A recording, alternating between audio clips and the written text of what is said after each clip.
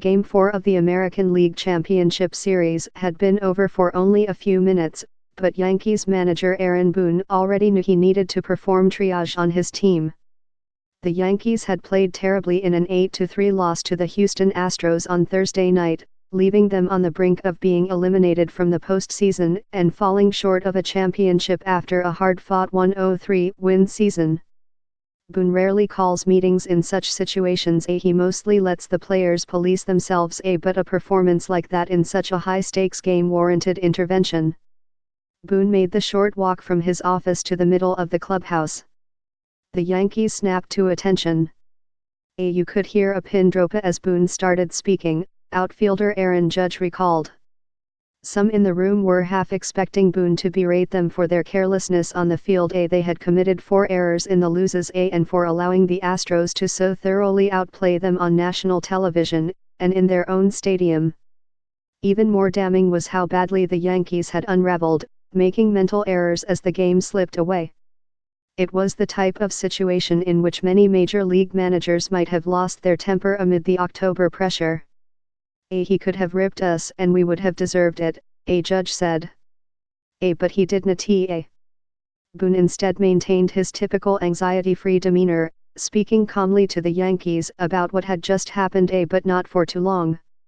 He did not dwell on the game, he did not overanalyze or ask the players to relieve the low point of the 2019 season.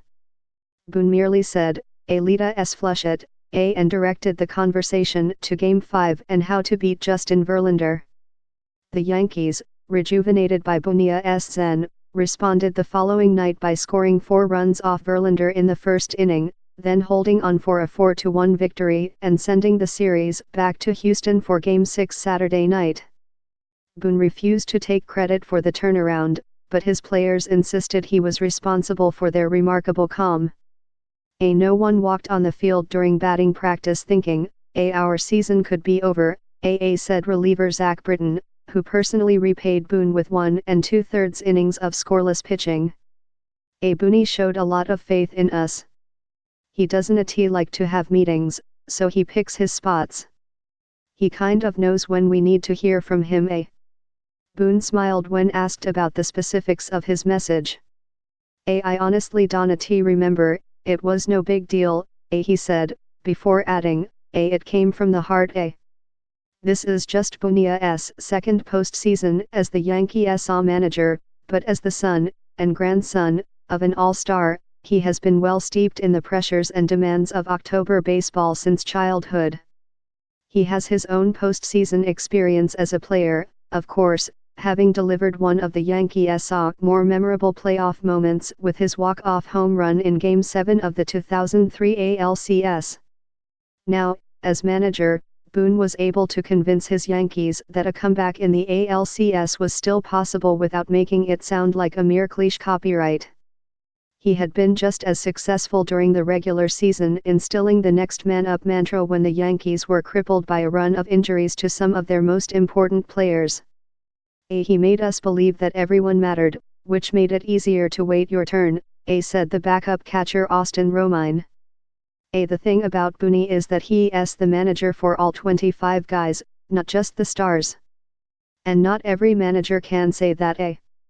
Boone has not been perfect this postseason, he has maintained a stubborn loyalty to Gary Sanchez throughout the playoffs, even when the catcher's struggles with the bat and behind the plate have frustrated many fans. Boone has also been unwilling to demote reliever Adam Ottavino to lower leverage situations, even after the right-hander had lost command of his signature slider and allowed crushing hits in the series. Still, Boone has nevertheless proved to be more relatable than his predecessor, Joe Girardi, who was let go after 10 years in the job. Then again, Girardi never suffered a losing season in the Bronx, and he remains the only Yankees manager to win a World Series after the 2000 season.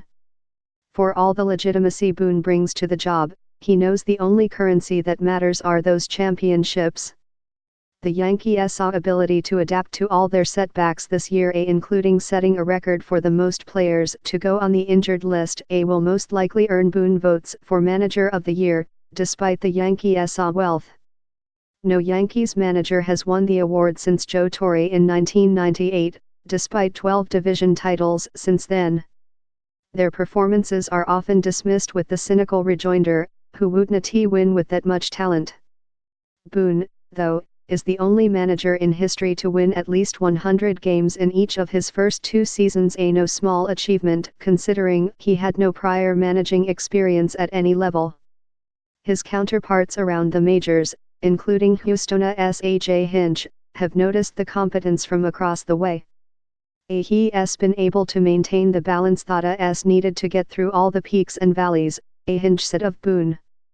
Whether it's injuries, whether it's a bad 3-game stretch, whether it's a blown game here or there. And he has done a really good job of getting his guys all on the same page.